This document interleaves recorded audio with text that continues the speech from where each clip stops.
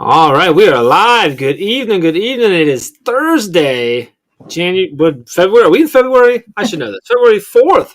It's Thursday, which means it's Mastery Chat night. We just got done with an awesome Mastery Chat. You might even say a magical Mastery Chat. And with the amazing Tisha Richmond, so we're here. She's back again. She was just here on Brain Break with Dave. Now I get to hang out with her for a little bit. We're going to recap the chat, talk to Tish about why she came up with the questions, how she felt about the chat, and hopefully look for you in the comments. So stick around. We'll be right back.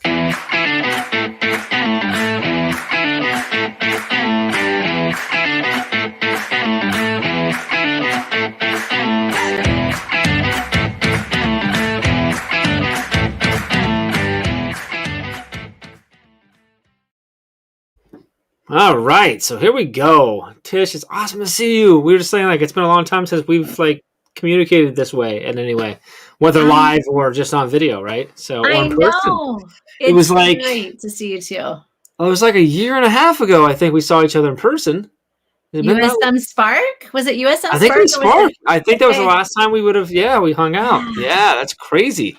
So that's awesome. So it's awesome to chat with you. Appreciate you picking up my slack in the brain break. It was much needed. I get it. So, but I am going to fight you for that position. I'm not going to let you have it.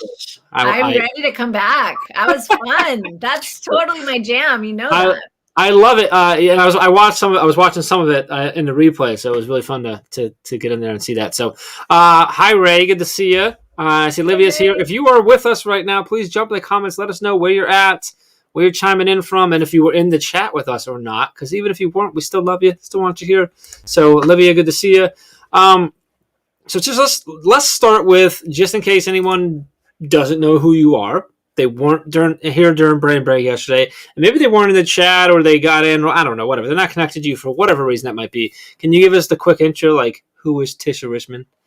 Yeah, absolutely. So currently I'm a tech integration specialist and learning management coordinator for a district in Southern Oregon. So Medford to be exact, right over the California border.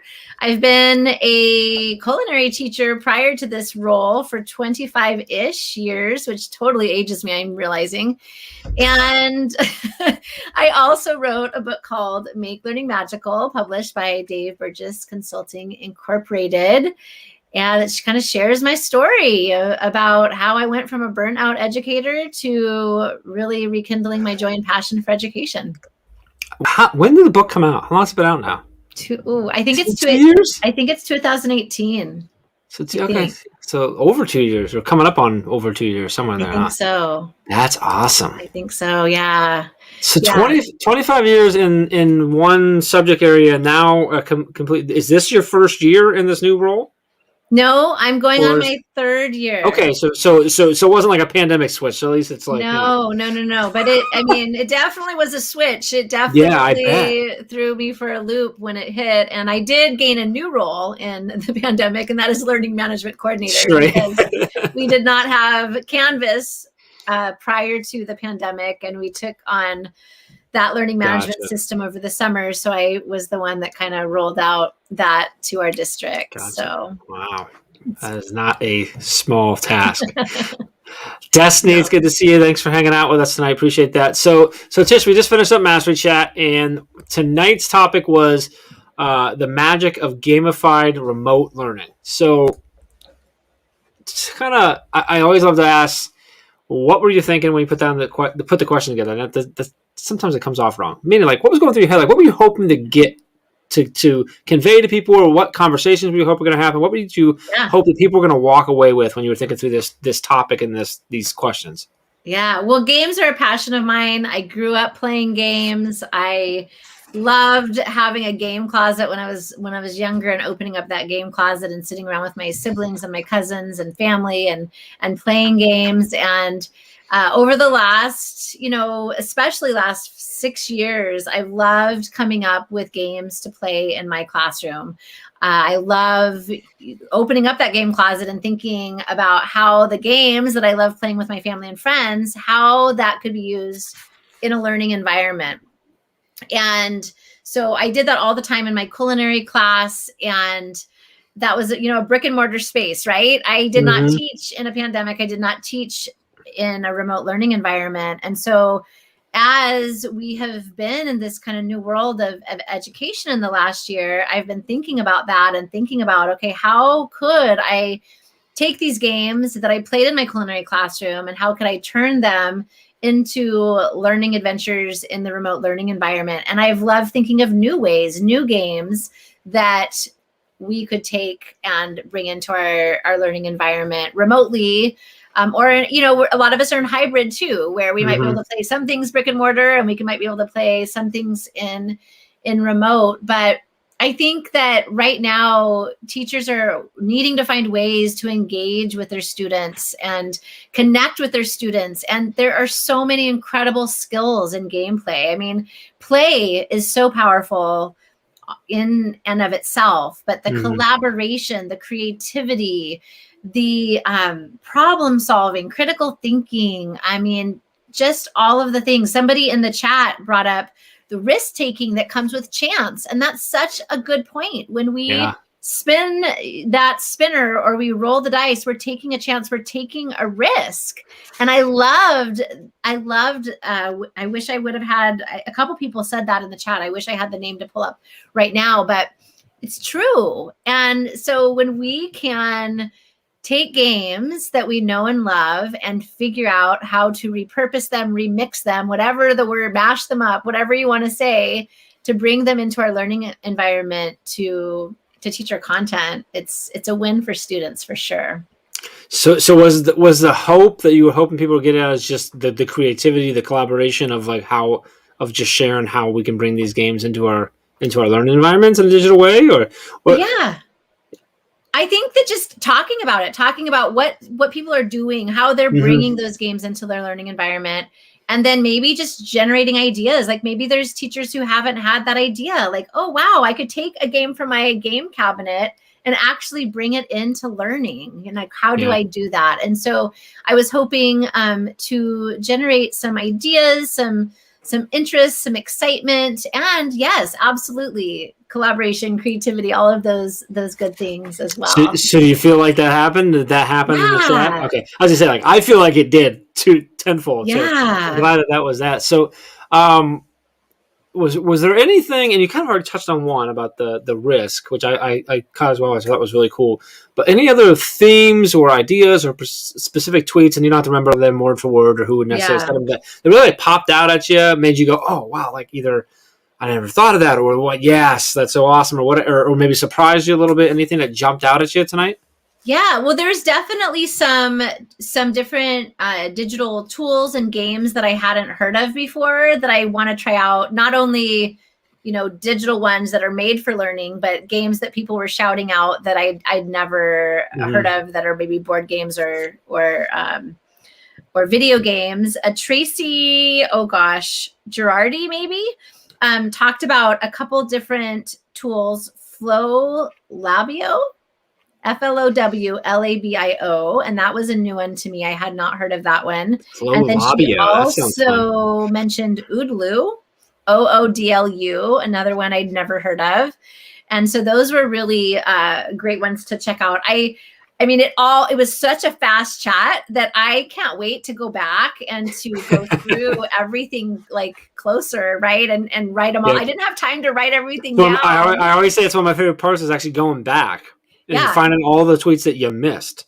Because I'm sitting there going like, I know I was retweeting your questions, but I'm not sure if I saw like any of your answers. Because just like, you know what I mean? Like I always enjoy that because like our team's in there, but if you talk to two people on the team, we have two very different experiences because you get stuck in like a thread that starts, or you just happen to miss some questions going through. So going back is a lot of fun. I also love that a lot of times, a lot of weeks, the answers still keep coming in until like Saturday, Sunday, Monday. So you still get these people that just happen to be checking in later and stuff like that and sharing it. So that's exciting. Good to see you, Cody.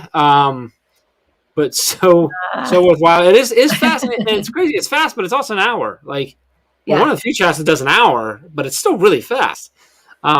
Which is one of the things I love about it. So let me, I want to throw, I always love throwing a couple of your questions back at you to answer live. So I got to figure out which ones I want to do here. I'm going to throw question. You already kind of touched on that one. So Let me go this. So question 3 was many board games incorporate chance, dice, spinners, chance cards, etc. How could you incorporate chance into your learning environment?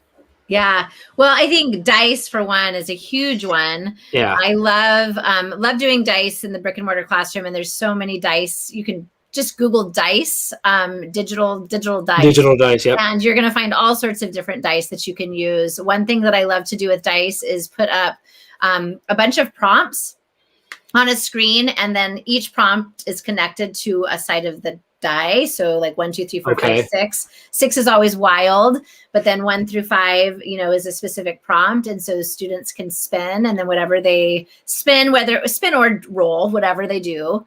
I mean, you can have a spinner with the numbers too, but typically I do that with dice. And so they roll it, and whatever they get, that's what They need to respond to based on the prompt. respond to. And that's just a really easy one that can be done with, with anything. And I love that. Another thing that I love is I actually put 3 different games in the chat tonight that I created recently. All are on my blog on tisharrichmond.com. But they all incorporate spinners, I believe, each one of them. And so using a spinner like Word of Names, and there's lots of different spinner tools out there too, but I usually use Wheel of Names. And I put all of the different possibilities on there, and then you can spin it, and there's like confetti that, when it lands on a spot, confetti goes. And that's a really great one to use as well. One game that I created recently was a game that I created based on a game that I purchased for my family, that I bought for my family for Christmas. We have a tradition in our family where every Christmas Eve we open a new game because we all love playing games together. And so I always try to find a game that either captures the past year or is just something that I know that we'll all love. And my family is pretty artistic. My husband is a ceramics teacher and has always been very, very artistic. And both of our kids got that creativity from him too, and are very creative and artistic. And so I bought this game called Happy Little Accidents. It's a Bob Ross game, and it is so much fun. And what you do is everybody draws a squiggle on a piece of paper, and they put it in the middle of the table, and they mix them up. And then there's somebody who's like the judge that round, or the lead that round, and they draw a card. And whatever word is on the card, whatever they say, everybody has to grab a squiggle from the middle of the table and turn that squiggle into that word, and somehow something that illustrates or represents that word. And it is so much fun. And then what happens is you all have these little tokens, and you place the higher tokens on the ones that you like the best. And so then everybody shares their squiggles, and it kind of explains it. And so I thought of different ways that you could do that in either the brick and mortar or the remote classroom. And I put that on, I shared that tonight in the chat, but it also, you can find it on my blog. It's called Squiggle Your Learning. And so that, you can incorporate the spinner, you can create your squiggles in Jamboard, and you can either play in Jamboard, or you can download your squiggles from Jamboard into like a PNG or JPEG and bring them into Google Slides. And I like playing with Pear Deck. And so if you put the squiggle on a slide in Google Slides, and then you make it a drawing slide in Pear Deck, then you can spin the wheel to figure out what word you're going to use. And then you display the word, and then all the students get on their drawing slide in Pear Deck and try to turn that word, that squiggle, into whatever word you say. And you can do like a phrase. I did this with a PD that I did recently, and I used the phrase "take a leap." And it was so fun to see all of the different ways that people interpreted that phrase and interpreted their drawings. And it's just a really great way to, first of all, tap into that creativity, right? And to get those creative juices flowing. And to help students feel, and people and teachers, if you're doing this for PD, just start to feel a little bit more comfortable tapping into creativity, because some people are scared. They don't think that they're creative, but the more you practice creativity, the more creative you become. And so I think it's a great thing. Also, just the collaboration and getting to share and hear people's different perspectives on how they interpreted either the word or the phrase, or interpreted the squiggle.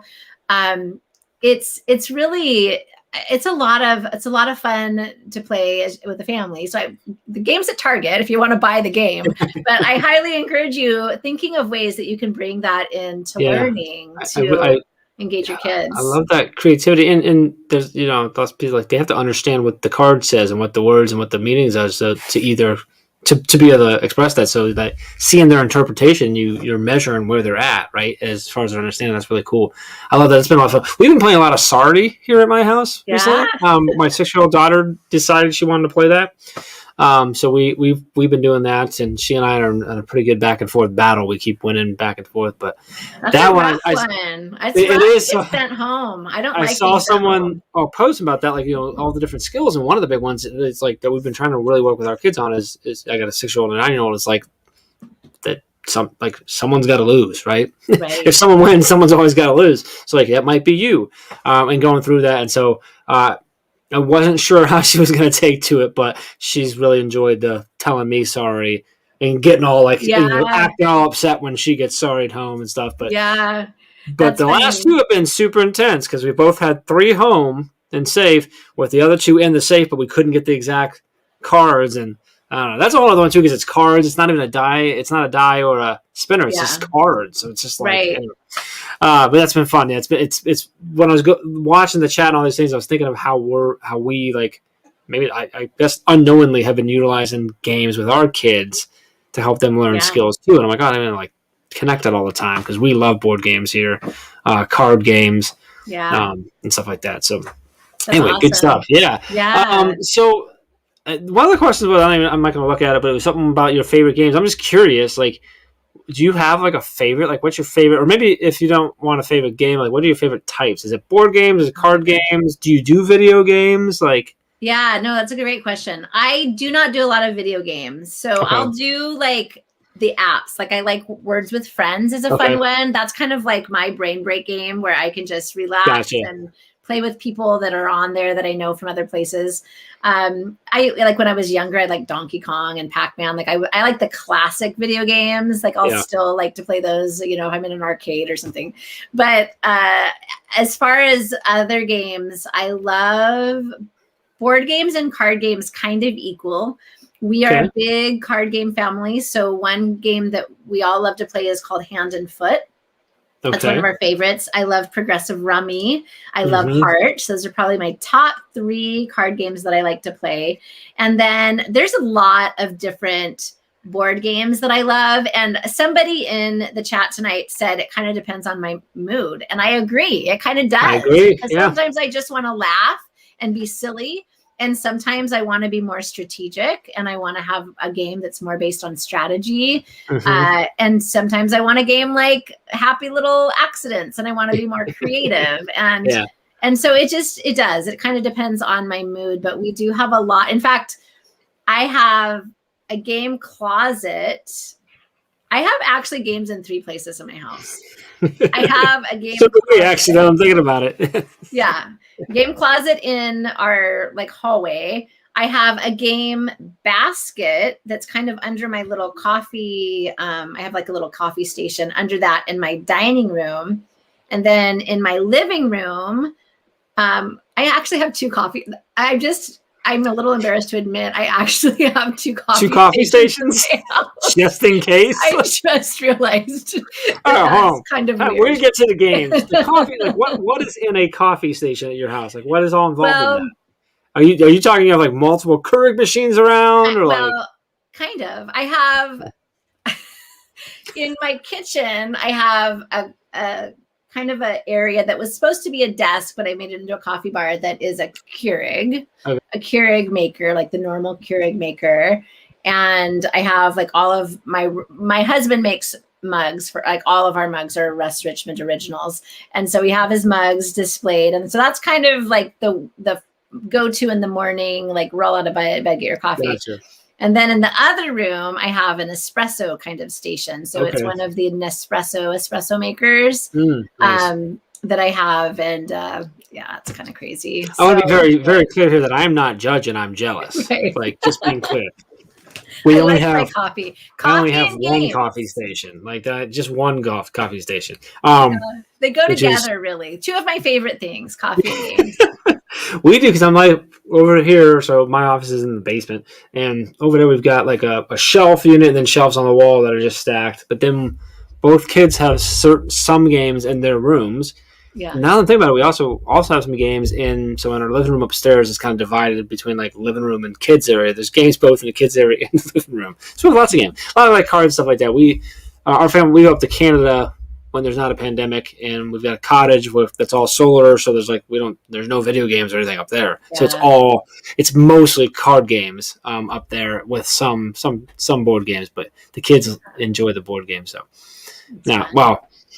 my son definitely prefers the video games, but he'll get into board games. He's he loves Monopoly. That's like his thing. Oh, really? Yeah. And they got a new one out that has the cards. Oh. So the banking's all electronic, and you have like basically a credit card. It's actually really cool. It makes the game go way faster. And but it still allows them, like, they're still able to learn about money and all that sort of stuff. Like, it's still there, but without the 5 million pieces of paper. So it's actually pretty cool. Anyway, cool. So I'm going to throw one more question at you, and then I'm going to let you go for tonight. I want to see. You've already. I think you've answered a lot of this because we've kind of gone into it. So I might not have this. I might not have another one for you. I don't. I'm curious. So when you were teaching culinary, what were some of the games that you did in there specific to that subject? I was just curious from me. Well, for one, I love reality television game shows. That's really my jam. And so I loved taking ideas from, think about all of the reality cooking shows on television. Oh, yeah, there's a million. A million. There's so many. Did you chop kids in the class? Like, did they get chopped? Well, see, in my class, my entire semester was gamified. So I had I had Master Chef theme in one class. I had the Amazing Race theme in another class, and I had the Great Food Truck Race in another class. So my entire semester was all framed around a game. Nice. And so, but then I would take games like Cutthroat Kitchen, for instance. The kids loved playing that in class. And so they would end up having to have to make a whole recipe wearing oven mitts, or like just silly things that they would have to do while they were there. Safe things. It was always sure, but silly things. And then I, of course, like chop challenges. I had a chop challenge really every single unit at the end of the unit. Like we invited the authentic audience in, we had judges, the whole deal. Loved mystery box challenges. I would, and then there were games like board games that I would bring in too. So we would play code names in the class with culinary terms. Okay. And so the cards were different vocabulary terms in class. That's super fun. And I have played that digitally as well. Did you ever do like Beat Tisha Rich, like Bobby Flay? You know what? I don't think I ever really did. That's really similar to like a chop in a sense. But my kids were so good. You didn't want to. I was a little frightened to go against them. What grade was it? What grade? I taught high school, 9 to 12. Yeah. You're getting into it at that point. Yeah. It'd be dangerous. That's actually one of what we watch most with the kids, honestly, outside like kids shows, is the cooking shows. They love watching them. My daughter likes to cook, so she helps me cook or prep a lot of stuff, but they love watching the bake-offs and stuff like that. So that's good. That's entertaining. I love it. Yeah. So this is awesome. I really appreciate you hosting moderating the chat, spending some time with us now. I've got some cool ideas going in my head, and I'm not even in a classroom. So I think a lot of people got it. I hope if you're watching, you're listening to all these little ideas that Tish dropped tonight, and how you can implement them in your classroom, whether hybrid or in person or digital. That's what I love most. Everything tonight was whatever you're in, whatever sense you're in right now, you can utilize this, right? And this is another one of those things. If you figure out how to utilize this to engage your kids while you're virtual hybrid, this is one of those things that can and should stick around after we get back to normal, right? Because it's this engagement piece. Like, I mean, you were just talking about how your entire semester was gamified this way. So super powerful chat. Really loved it. Really appreciate you coming on the brain break yesterday, being with us, like spending half your week with us, which is just awesome. So, I love it. So really appreciate you. Appreciate everyone watching. If you're not already connected with Tisha, her handles right there. Make sure you connected with her. We will be back. One last comment up here, just telling you that you're awesome, basically. And we'll be back next week, same time, same place. And if you need anything, please reach out to us. And that's all we got. We'll see you soon, guys. Bye.